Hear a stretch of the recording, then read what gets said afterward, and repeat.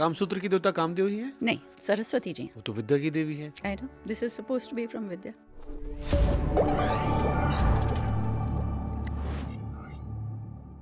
It's just a different way of thinking. Okay, Kamasutra की देवता कामदेव ही है? नहीं, सरस्वती जी। वो तो विद्या की देवी है। I know, this is supposed to be from Vidya. ये ट्रोल तो नहीं होंगे हम इस पे? मैं उधर लिखा हुआ है भाई, मैं अब क्या करूँ, कामसूत्र में लिखा हुआ है, she is the patron deity. Okay, तो फिर इस बारे में लोगों को पता क्यों नहीं है? क्योंकि किसको या कामसूत्र के हमने बारे में पता है? आप बताइए, किसको क्या पता है कामसूत्र के बारे में? कि सिर्फ पोजीशंस हैं, बस यही पता है ना। जानना चाहिए। बिल्कुल जानना चाहिए। क्यों? इट्स एज के जो, अच्छा देखिए, पहली बात तो Kamasutra was written for men. इस 300 समथिंग एडी जब लिखा है, इस टाइम पर लेडीज़ को पढ़ाई लिखाई नहीं सिखाई जाती थी। This is written for men. women were not really that important in society even then, हाँ, मतलब लड़ाई करो, पैसा लूटो, लड़की लूट लो। more or less. So this was written for men, and the first section is कि आप अपना घर कैसे बनाएं, कितने घंटों के लिए मसाज करवाना चाहिए आदमी को, कितने घंटे वो अपने तोते मैने के साथ बात करनी चाहिए आदमी को, 64 कलाएँ क्या हैं, and वो 64 कलाएँ are not just for the women, they were for the men also. क्योंकि it says कि, now I'm going to say it in English, फिर आप ट्रांसलेट करके बताइए कि मैं क्या कह रही हूँ. It says that a man who is well versed in arts and culture is the most desirable man of all. Okay, Okay? I'm trying to figure out कि इसको हिंदी में मैं कैसे कहूँगी. समझ जाएंगे लोग। Okay. So इसके लिए Saraswati is the goddess for this. So it's about arts and culture. You don't become a great lover because you can jump into bed या आपका साइज बहुत बड़ा है कि बहुत देर लास्ट कर सकते हैं. That's not what makes you desirable. Why do I want to hang out with somebody? It's because he's exciting. अगर कोई बहुत गुड लुकिंग आदमी है, उसको मैं 15 मिनट देखने के बाद उसको मैं क्या अचार डालूंगी? Like, अगर मैं एक उम्र बिता रही हूँ किसी के साथ, you've got to be able to talk. You have to be able to have interests in common. और अगर आप अपनी पर्सनालिटी डेवलप करते हैं, जो ये 64 कलाएं which include things like zoology, mineralogy, botany, सब कुछ, सिंगिंग, डांसिंग, म्यूजिक, सब कुछ, तो it's you're developing your personality. अगर आपकी पर्सनालिटी जितनी ज़्यादा डेवलप हो, आप ज़्यादा डिज़ायरेबल बनते हैं, राइट? हाँ, ओके। इंडिया में फिर इतना क्यों लोग इसको लेके असहज है? मतलब मैं कई बार कई यहाँ जिक्र भी होता है कि हम वो देश हैं जहाँ पर सड़कों पे लिखा होता है, दीवालों पर, निराश पुरुष फलाने हकीम से मिले, और उसके बाद कमेंट सेक्शन में वो लोग गालियाँ देते हैं। तो अगर ये जीवन का इतना इम्पोर्टेंट हिस्सा है जिसका इम्पैक्ट आपके जीवन के हर चीज़ पर होता है, और जैसा कि कामसूत्र में लिखा, शास्त्रों में लिखा कि आप अच्छे बिजनेस में, लाइफ में अच्छा करते हैं, अगर आपकी पर्सनल लाइफ अच्छी होती है, पर्सनल लाइफ में इसका एक बड़ा हिस्सा ये भी है, तो फिर ये इतना अनटचेबल सब्जेक्ट क्यों रह गया? यू टेल मी, आप बताइए मुझे. I really don't know. मैं तंग आ चुकी हूँ ये लड़ाई कर कर के.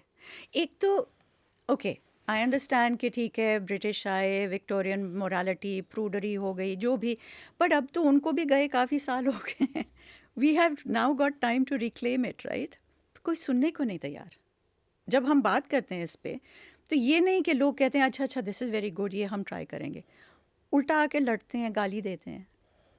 आई डोंट नो, शायद वो इतने कंफर्टेबल हो गए हैं इस बात में कि just makes it easier. I don't know, पर उन्होंने अपना लिया है, ये विक्टोरियन मोरालिटी अपने पे ले ली है. आपने शुरू में एक बात कही थी कि कामसूत्र में लिखा है किससे शादी करें. किससे करें? इम्प्रेस करने की जरूरत नहीं है लोग जो आपको पसंद करते हैं, आप कैसे तय करें. So, कामसूत्र में द आइडियाज गिवन कि किस तरह की औरत आपको ढूंढनी चाहिए is kind of weird, because I mean अजीब व गरीब चीज़ है. इट सेज कि अगर औरत का नाम र या ल से ख़त्म होता है तो उससे शादी मत करना. Don't ask why, it just says that. It says कि अगर उसका नाम है which is the name of a river या कोई माउंटेन या कोई पेड़ का नाम है, तो कविता. उससे शादी मत करें. So it has its own ideas. I mean उसमें बहुत कुछ है जो अभी तक मैं समझ नहीं पाई, बिकॉज ये हर चीज़ एक एक मेटाफोर को समटाइम्स 3-4 साल लग जाते हैं उसको रिसर्च करने में.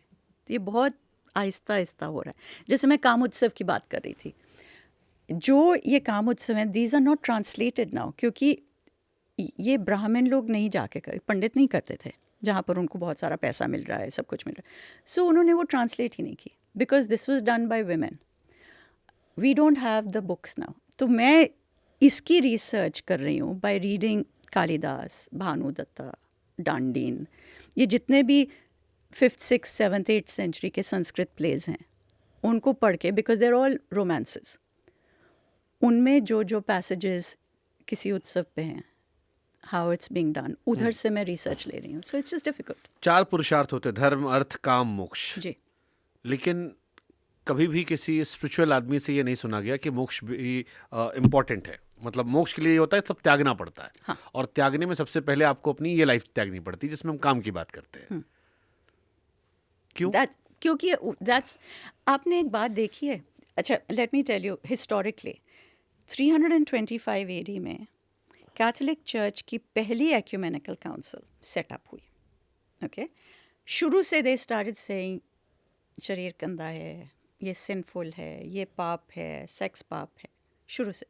बाय 342 AD उन्होंने पहली रिटन लॉ पास की कि oral and anal sex is forbidden, क्योंकि that is just for pleasure, उसके साथ प्रोक्रिएशन तो है नहीं ना. सेम टाइम जिस टाइम पर ये लिखा जा रहा है, वात्स्यायन उधर बैठे हुए हैं गंगा किनारे, कामसूत्र लिख रहे हैं, सेइंग कि ओरल सेक्स बहुत अच्छी बात है, इम्पॉर्टेंट है, प्लेजर बहुत इम्पॉर्टेंट है, आपका शरीर बहुत इम्पॉर्टेंट है. So these two things grew at the same time, the good and the bad. हम लोग बीच में एक ट्वाइलाइट जोन में फंसे हुए हैं because we have got it on both. But जैसे कॉमन परसेप्शन होता है कि बट इस प्रोसेस का मतलब है अगली पीढ़ी को लाना, रिप्रोडक्शन. इट्स बिकम दैट, क्योंकि so this what I am saying कि अगर आप सोचिए, अगर जितने आप टबू, जितने आप रिस्ट्रिक्शंस लगाएं, it's easier to control people. So this was about control. जितना आप कहो, डरा के रखो, ये पाप है, भगवान ये कर देंगे तुम्हें, ये कर देंगे, यू कंट्रोल पीपल बेटर. तो उन्हें क्यों कंट्रोल करना था इससे? अरे that's been the way of governments and leaders for years. क्यों? मतलब आपने पढ़ा, आपने उसमें क्या, एक होता है ना कि आपको भी जवाब मिलता है, या आपने क्या एनालाइज किया, क्यों कंट्रोल करना चाह रहे थे वो, जबकि ये सारी दुनिया की बात आप कर रही हो? Everywhere in the world, don't you find कि control is just easier, ताकि you get everybody to do what you want. और ये जो छोटे मोटे लोग बीच में आके जो कहते रहते हैं कि ये पाप है, ये गंदी बात है, उनको तो और भी चाहिए ना कंट्रोल. वो कैसे अपने, अगर, अच्छा, I think Osho probably is the one person जो कहना चाहते थे वो कह गए, और ही हैड हिज, वो उसी में रह भी गए, लेकिन फिर बाकी जिंदगी वो कहते रह गए कि मैंने और बहुत कुछ कहा है, मुझे यहीं तक मत कहलाओ. But that's what he got into then eventually, because that's what made him his money. ठीक है ना. बट बाकी सब लोग तो they do it the other way ना, जितना डरा धमका के उसी तरह से कंट्रोल करके अपने अपने बेनिफिट के लिए आपको कंट्रोल करते हैं.